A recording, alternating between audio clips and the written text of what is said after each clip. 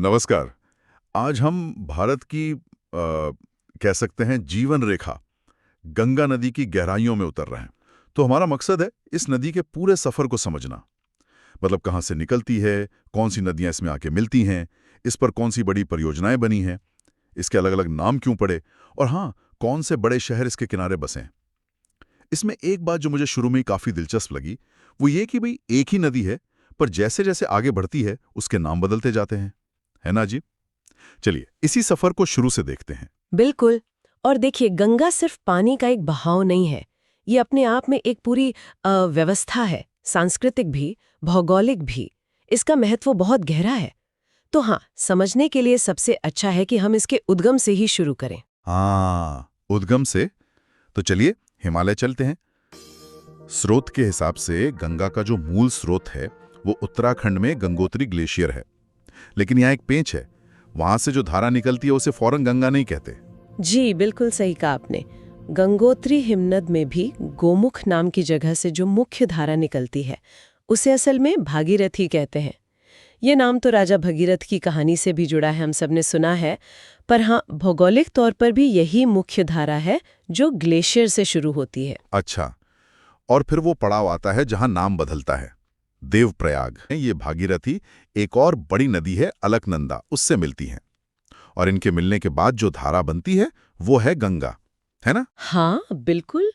देवप्रयाग का संगम सिर्फ दो नदियों का मिलन नहीं है। आप देखिए, भौगोलिक रूप से दो ताकतवर पहाड़ी नदियां मिल रही हैं और यहीं से वो विशाल नदी बनती है जिसे हम गंगा कहते हैं। और हाँ, सांस्कृतिक और धार्मिक रूप से भी ये पंचप्रयागों में से एक है। बहुत महत्व है इसका। तो समझिए, यहीं से गंगा का असली मैदानी सफर एक तरह से शुरू होता है। ठीक है, तो देवप्रयाग से गंगा बनकर नदी आगे बढ़ी, पर ये सफर अकेले तो नहीं करती होगी। जैसा आपने कहा, एक पूरी व्यवस्था है। मतलब रास्ते में और भी नदियां मिलती होंगी। स्रोत में सहायक नदियों का जिक्र है। जी हाँ, बिल्कुल। कोई भी बड़ी नदी बिना सहायक नदियों के उतनी विशाल नहीं हो सकती। ये नदियां ही पानी लाती हैं, उसका बेसिन बड़ा करती हैं। स्रोत में दोनों तरफ से, मतलब बाएं किनारे से और दाएं किनारे से मिलने वाली मुख्य नदियों के नाम दिए गए हैं। हाँ, बाएं किनारे वाली देखे तो यमुना, घाघरा, गंडक और कोसी। यमुना यमुना तो खुद ही इतनी बड़ी नदी है। इनका मिलना तो मतलब दो बड़ी नदियों का संगम। हाँ, सही कहा आपने। यमुना तो गंगा की सबसे लंबी और शायद सबसे महत्वपूर्ण सहायक नदी है। यमुनोत्री से निकलकर प्रयागराज में मिलती है। वो जो त्रिवेणी संगम है, बहुत पवित्र मानते हैं उसे। और इसके अलावा घाघरा, जिसे सरयू भी कहते हैं, गंडक, कोसी, ये सब नेपाल हिमालय से आती हैं और बहुत सारा पानी और सिल्ट मतलब गाद लेकर आती हैं मैदानों में और फिर गंगा में मिल जाती हैं। अच्छा, और दाएं किनारे से कौन सी हैं? दस्तावेज में सोन, दामोदर और गोमती का नाम है। गोमती ये तो शायद पहाड़ से नहीं आती। हाँ, गोमती का मामला थोड़ा अलग है। ज्यादातर सहायक नदियां हिमालय या पठार से हैं, पर गोमती उत्तर प्रदेश में पीलीभीत के पास मैदानी इलाके से ही निकलती है। दूसरी तरफ सोन नदी मध्य प्रदेश में अमरकंटक से निकलती है और पटना के पास गंगा में मिलती है। दामोदर, जिसे पहले बंगाल का शोक कहते थे, वो छोटा नागपुर पठार से निकलकर हुगली में मिलती है, जो खुद गंगा की एक शाखा है। तो ये पूरा नेटवर्क मिलकर ही गंगा नदी प्रणाली को इतना विशाल बनाता है। और ये जो सहायक नदियां पानी लाती हैं, आपने गाद का भी जिक्र किया, सिल्ट, इसका क्या रोल है?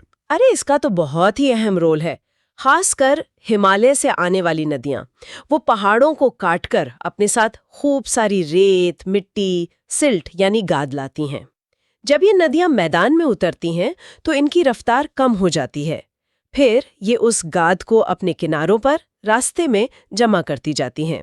हजारों लाखों साल से यही होता आया है और इसी प्रक्रिया से उत्तर भारत का ये विशाल उपजाऊ मैदान बना है, गंगा यमुना का मैदान। खासकर मॉनसून में जब पानी बहुत बढ़ जाता है, तब ये गाद लाने और जमाने का काम और तेज हो जाता है। पानी की बात चली है तो इसके प्रबंधन की भी बात होगी। इतनी बड़ी नदी प्रणाली है, इसे संभालना, इसका इस्तेमाल करना आसान नहीं होगा। स्रोत में परियोजनाओं का भी जिक्र है।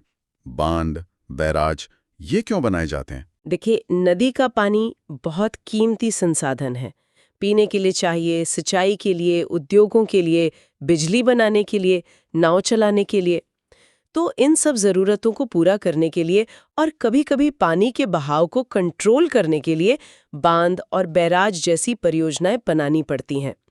स्रोत में कुछ मुख्य परियोजनाओं के नाम, जगह और उनके बनने का साल भी दिया